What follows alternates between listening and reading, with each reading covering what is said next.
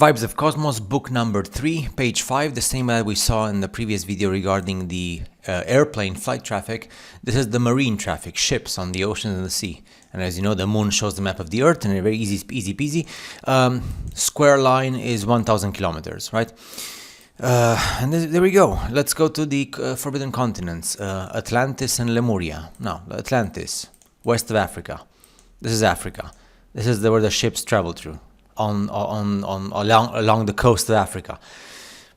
How about we just go in a straight line from this coastline in a straight line to Atlantis? No ships. There's no ships in a straight line to Atlantis. In a straight line from Africa, nothing.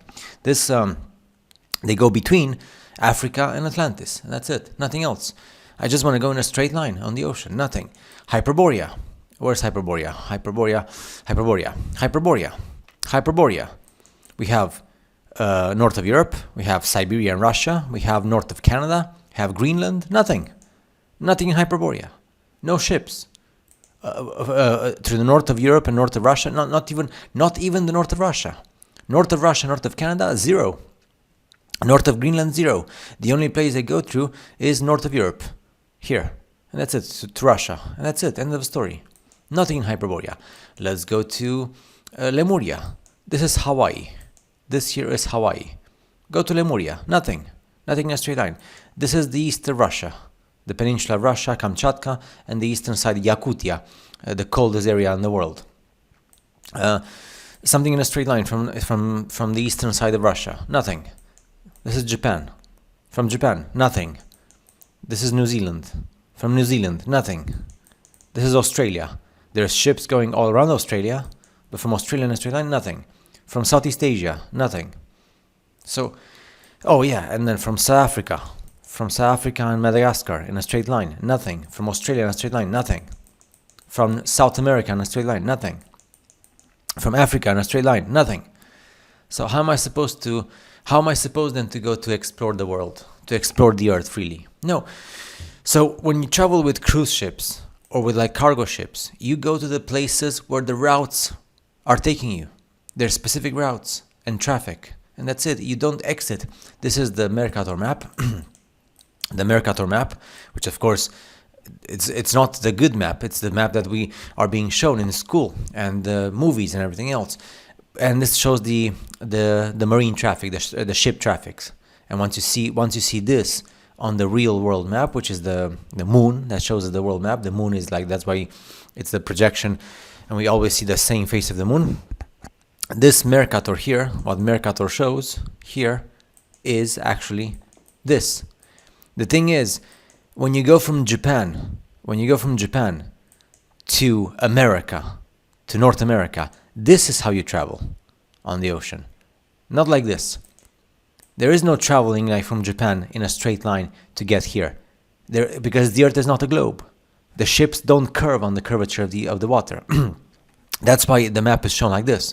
The connection in a straight line from Japan to America is this. From Japan in a straight line to America. Easy peasy. To the western coast. Because to the eastern coast, you go from Europe, from the UK. This is like the UK here, and Northern Europe. And you go in a straight line to the eastern coast. So this is like the way that the world works. And it's very simple to forbid travel by air or sea and oceans with airplanes or ships, because we as common mortal civilians, we just go where they take us. And I don't know any captains, pilot captains or like ship captains. If you show them these maps, I'm definitely sure they're not going to speak with you. Period. Because everybody has their salary and their family, and it's like, leave me alone. Leave me alone. I just want to live my life. I want to get paid good money. I'm a ship captain or like a pilot. I want to get paid. I want to live my life. I want to have a wife and kids. Leave me alone. This is how human beings think in the world. My life is short. I studied hard. Now I have a good job. Leave me alone. And you're the conspiracy theorist, and you're the crazy guy, and that's it. This is how Earth works. This is how the world works. This is how society works. End of the story. People go like, oh, I want to search for the truth. This is the truth. Nobody cares about the truth. You might care about the truth in your free time as a hobby, but that's how it works. And there's the Antarctica Treaty, and period. And the same was for like the flight traffic we saw in the previous video, and the marine traffic. Book number 3 shows many other things as well. It shows about the moon motion and the sun and moon movements to understand the analemma, the components of the motions with mathematical calculations, which is like pure mathematics, the analemma of the sun and the moon, the linear speed calculated mathematically from the sun and the moon, the difference in the linear speed. There's lots of mathematics and algebra in this, the constellation difference in the moon phases. On the constellation map as well, the solar eclipses. I think there's even like the separation of space and elements as well. The 4 elements, biogeochemical cycles, carbon cycle, oxygen cycle, nitrogen cycle, celestial phenomena, atmospheric ratings, the layers of space, meteors, what meteors are, ignition zone, the celestial phenomena, comets and weather conditions, comets creation, Milky Way, what the Milky Way is, the moon rotation review with the times and the comparisons. There's plenty of science here. The moon rotation example conclusion, same time moon observations in different parts of the world, New Jersey, Croatia, New Jersey, USA, Croatia, New Jersey, USA, Croatia, Venezia, Italy with New Delhi, India, and London, England with Belgrade, Serbia,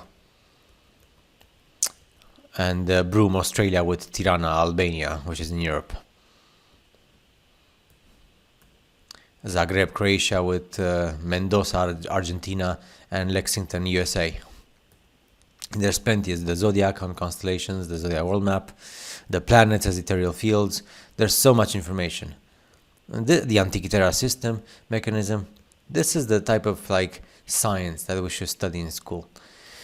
And for the moon eclipses, also the sunrise, eclipses frequency. Oh gosh, so much. Underground water production, underground rivers, inflow lakes, Earth as a living organism, ground epochs, the crater shadows, the Earth's craters map, the moon is a projection. This is something that makes people look at Lemuria. Look at Lemuria.